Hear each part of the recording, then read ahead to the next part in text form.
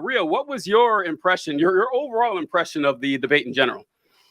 So I love Tim Walz. It's funny because I think he's literally the most popular one in the race of the four. By far. And then Vance is at the very bottom, and then Trump, and then Kamala, then Walz. I like him. I think he's genuine. I think he's authentic. But last night, here's the thing. I think that Walz has a personality where he does best if he's riffing and if he's just in a flow state and if he's just, just talking from the hip. I think he was overcoached. This is just my honest opinion. I think he was overcoached. He was like writing things down. He was rigid. He looked like maybe he was on a ton of caffeine. He looked nervous. I mean, there were times where he still wiped the floor with Vance. I mean, Vance is a weird, crazy, annoying guy. Mm-hmm. I don't think Vance won, but it didn't make Walz look bad, I would say, but it wasn't great for Walz. That's just what I'll say. That's my opinion. Yeah. Most of the polls I saw, they were split really well. Like some had 60-40 Walz, some had 60-40 Vance. Okay. I saw one, it was CNN or Fox actually. It was 5 out of 6 for Walz. I was like, I didn't think he was that commanding, but it's funny you mentioned him being like nervous and stuff. The very first thing I wrote down in my notes last night is Tim Walz has huge eyes. Like his eyes were like this when he was first starting out. And I had mentioned that I believe that JD Vance came off really polished. Like JD Vance was like really firm. He stuck to his script. He seemed professional. I think the advantage was that Vance has been in the national spotlight for a lot longer than Walz. This is Walz, essentially his introduction to the country on a major venue, and he acted like it. I think that it took him like 30 minutes to kind of get his footing because he ended really well. His beginning was kind of rocky, but his middle and ending I thought were a lot better. How about you, John?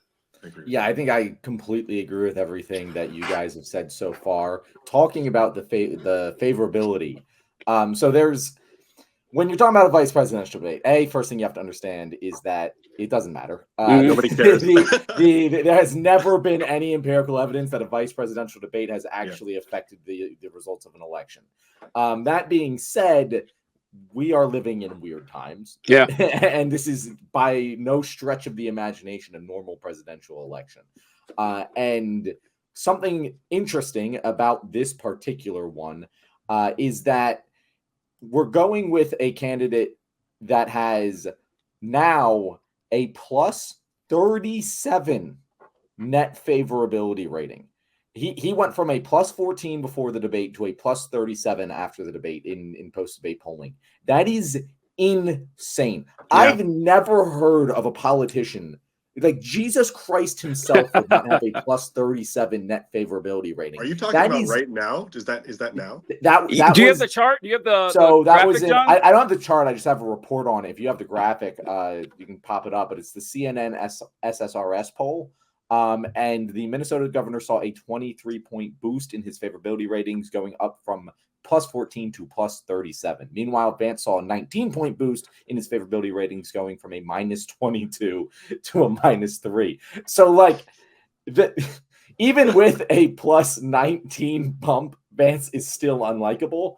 But yeah, I think that both candidates accomplished their goals. Like, Vance didn't seem like the robot, like terrible person that a lot of people thought. So that's a big win for him. And Walz just cemented his, as you guys said, not his likability, his relatability, his genuineness. Yep. Like that. Yeah, there it is, TJ. Like both of them won. Like I do think both of the candidates won the debate in the political sense. From a rhetorical sense, that's a whole different story. Rio, what did you think rhetorically, like actually talking about the debate and not the results the debate has on the people? What did you think of each individual's performance? Here's the thing. I'm gonna be really harsh with JD Vance, and so I apologize if there's like JD Vance supporters or whatever. The guy is this slimy, snaky, manipulative dude. He's kind of like Matt Walsh or Ben Shapiro. He has that Christian apologist swagger. You know what I mean? He's someone that would intellectualize. He would try and convince you that Adam and Eve were literal people and that dinosaurs died 6,000 years ago, and he would try and tell you that something is like super intellectual. So he has this facade of intellectualness when he's really just a manipulator. So I'm sorry if that's really harsh, but that's JD Vance. And so, like, an example of the manipulation was when he said Haitians were illegal, and then the moderator rightfully just corrected him, said, actually, no, they've gone through the full legal process. And when he was caught, he's like, well, wait, we agreed that you wouldn't moderate, you wouldn't fact check me.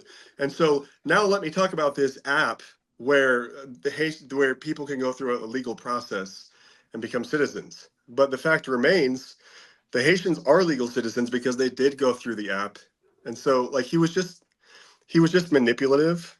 And my dad, oh, I'm out of breath. Sorry. I drank caffeine. I'm kind of mad at my dad. Me and my dad fight politically like every week. And so my dad sends me a clip of JD Vance saying, "Hey, we agreed that you wouldn't fact check me," but Republicans think that makes him look good because they don't understand that he was just caught in a lie, and then he just started rambling about an app.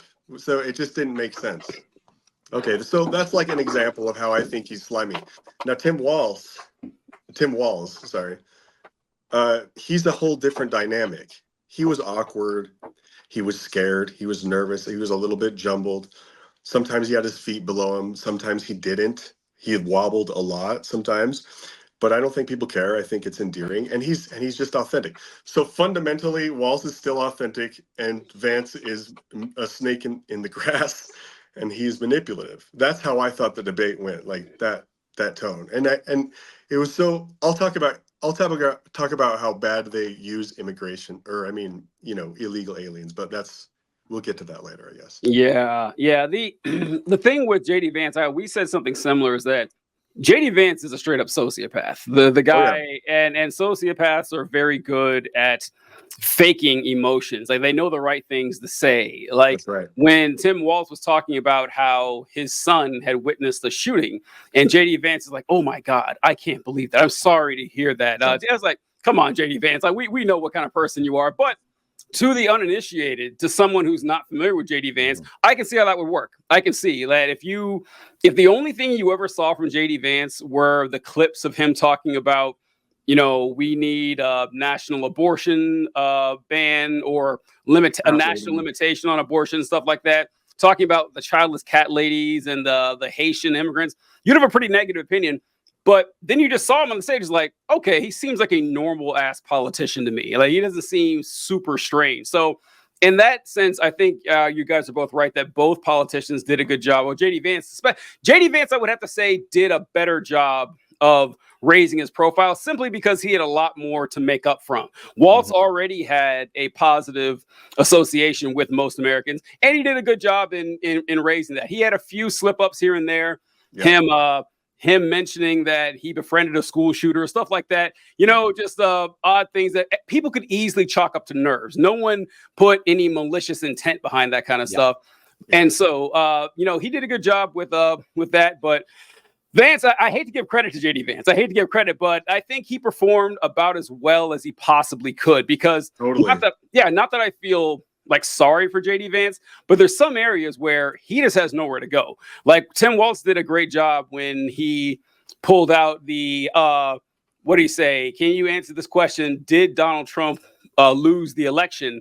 And JD Vance kind of just floundered around everywhere. So, but what else is he going to say? Like, what else could he possibly say to that? This was a threat to our I think I'll put that clip up, actually, of him mentioning that, because I thought that was his strongest moment of the debate when he said that. So let me get this going here. Manifested itself because of Donald Trump's inability to say. He is still saying he didn't lose the election. I would just ask that. Did he lose the 2020 election? Tim, I'm focused on the future. Did Kamala Harris censor Americans from speaking their mind in the wake of the 2020 COVID situation? That is a damning non-answer. It's a damning non-answer for you to not talk about censorship. That's hilarious. That is hilarious. It's hilarious on so many levels. I want to do a little play-by-play breakdown of Let's go. Because first of all, you start with JD Vance making this face. I don't know who he was making that face to. I don't know if he was looking at the moderator, like, bro, are you gonna help me out here? Like, it was just such like an entitled little shit. Oh my God. Here, hold on. You're right, John. I It's didn't one of catch his that. most memeable looks of the night. Holy shit. See, in a way that we had not seen. Right. I never caught that. I didn't catch that. That's Yeah, true. me neither. I'm sorry. Go ahead. That's great. I never noticed that. And then he does the right thing. This is what Harris didn't do, that I was like screaming at the screen. Hey, just corner him on this, because he can't defend. We talked about this last night, TJ. It's an indefensible position to deny the results of the election, which has been validated like dozens of times in states across the country by different judges, many of which were appointed by Donald Trump himself. It is there's a lot of things you can lie about in politics. This is one of the most clear, hey, this is like stupid. This is obviously not, even most Republicans don't believe this. Right. And so it's indefensible. And so Walz cornered him on it, and it was brilliant. And the great thing that happens there, his look, Walz's look is just like, yeah, no, you guys should be looking like this when you hear this, because it's such a genuine response. And when he's just like, oh yeah, let's talk about the future.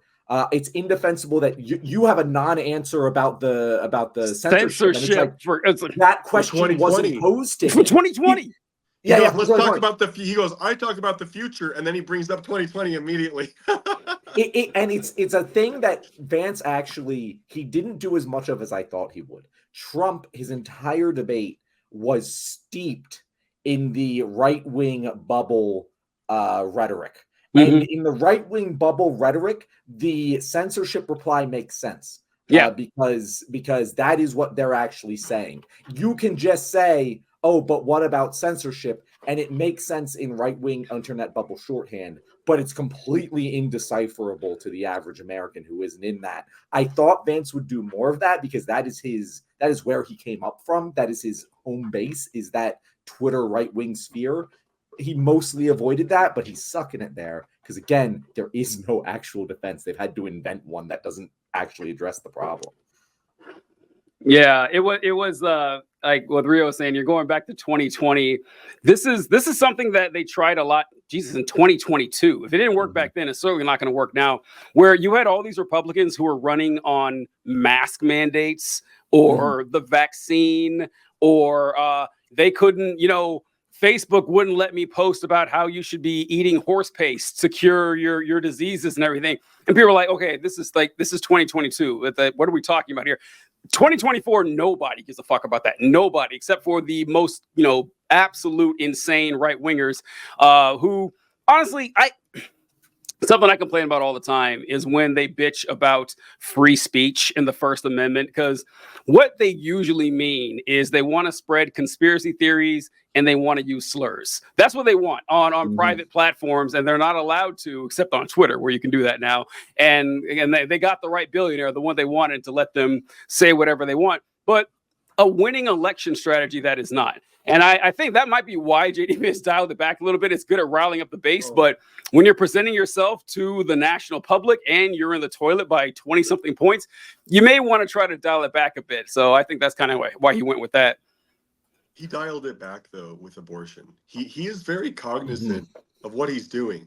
He's like, I don't know, he has that Ben Shapiro vibe sometimes, that super annoying, like, trying to weasel your way out of everything intellectually. So an example is the abortion stuff. He knows that everything that he has said and believes about abortion is super unpopular. And you guys know since 2022, like, they're trying to back off abortion stuff. And so when he got the abortion questions, he immediately pivoted to, I want to help families have more babies. I gotcha. Let's play the clip for that, actually, right here. See what he had to say. Do you want to respond to the governor's claim? Will you create a federal pregnancy monitoring agency?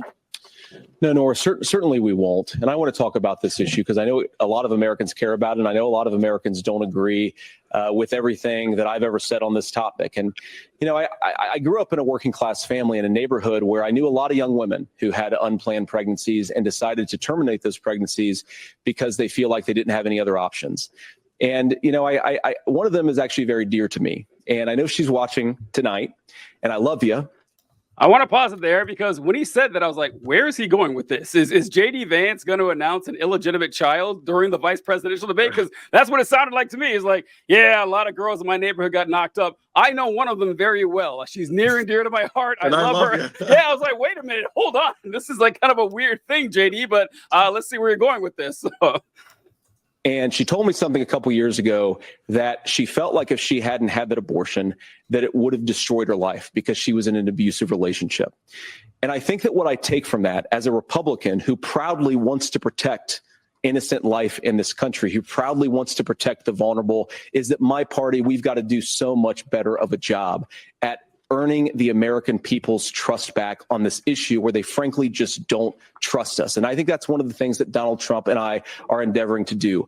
I want us as a Republican Party to be pro-family in the fullest sense of the word. I want us to support fertility treatments. I want us to make it easier for moms to afford to have babies. I want it to make it easier for young families to afford a home so they can afford a place to raise that family. And I think there's so much that we can do on the public policy front just to give women more options.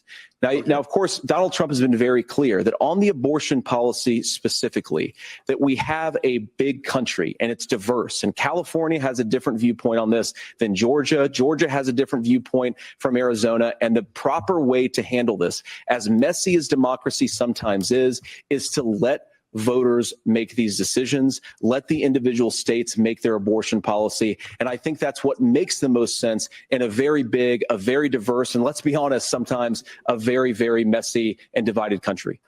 Now, Rio, I want you to explain to the good folks out there what your problem is with that totally reasonable answer from J.D. Vance. What's your issue here, man?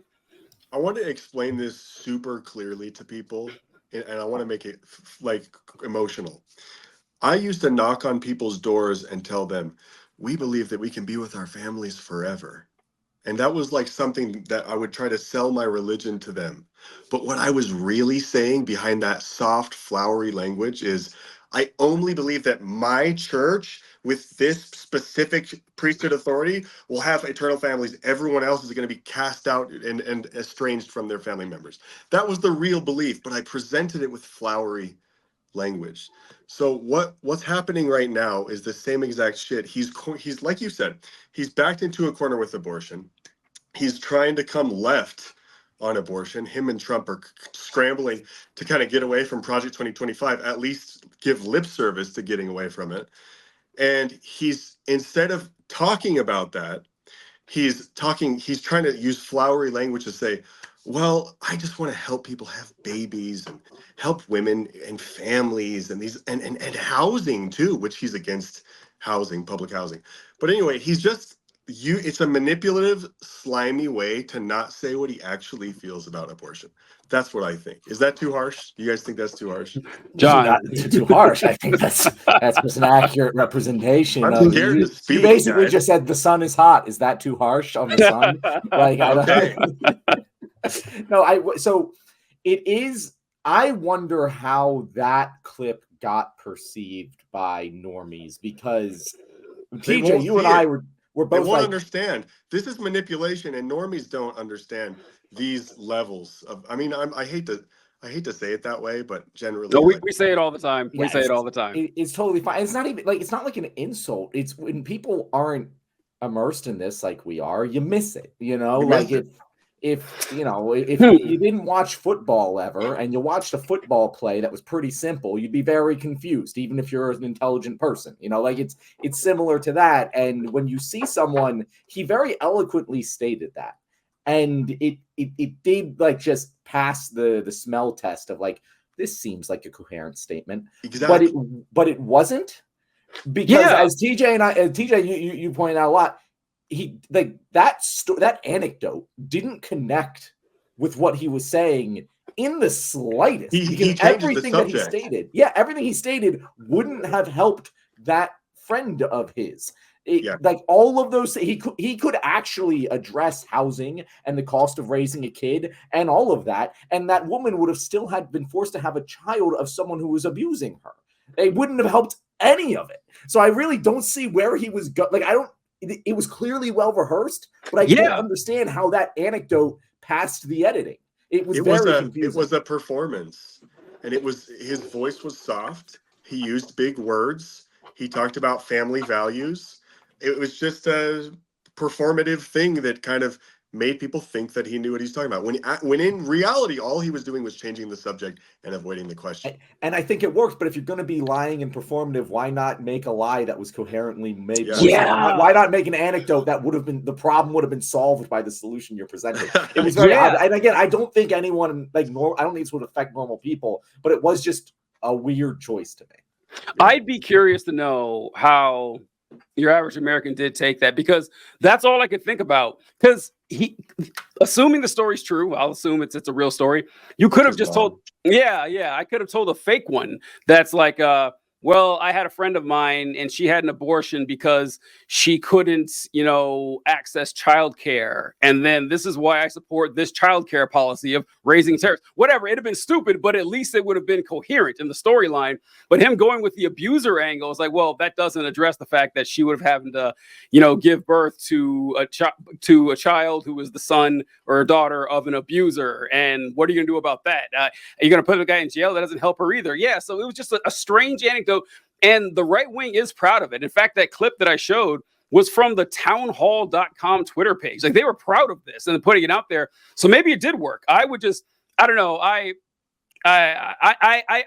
My confidence in the average voter slips every single day doing this. So maybe it did. And honestly, I do tip my cap to the good old fashioned sophistry, because you can, with most people, you talk long enough and you use fancy enough language, you can get them like, oh, cool, this guy really knows what he's saying. And I know that from personal experience. So yeah, JD Vance did do that, but I think his main problem is that with political figures and, just nationally known names in general, your die is kind of cast pretty early on what kind of person you are.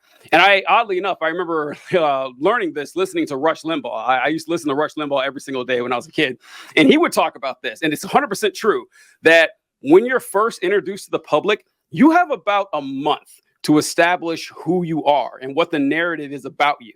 So when Obama was introduced, for example, he was introduced as this bright, erudite scholar, this guy who's very thoughtful, very intelligent.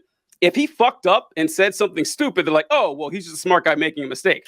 But, someone, like Sarah Palin, like a month into who she was, oh, who's this fucking bumpkin? It didn't matter what she said after that. She could have said something that was totally intelligent and made perfect sense. You're like, I don't trust because it's Sarah Palin. And that's done just like that. And it's very hard to change that narrative. So with JD Vance, he is the crazy anti-abortion, weird women guy. So he can move it a little bit, but it's always going to kind of stay with him. So I think he just, did damage control on that about as much as he could.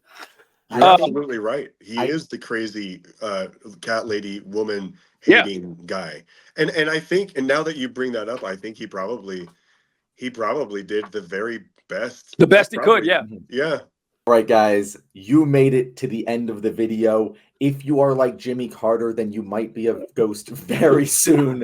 That was a weird segue, depending on what video you just ended on. We might not have even included Jimmy Carter or the ghost discussion in any of the videos that we released today. That's why you should watch us live on Wednesdays and Thursdays at 6:30 Eastern Time. If you loved our guest today and want to know where to see him, Rio, how should people be able to find you? Nathan Rio on TikTok. It's just my personal account. Just share my thoughts about religious deconstruction, about deconstructing capitalism, and that type of stuff. Hey, we appreciate it, man. Thanks a lot for joining us, guys. We appreciate you as always. Check out Rio's content where he will not attempt to sell you anything. You have our word and hit, and we'll catch you guys next time. Later.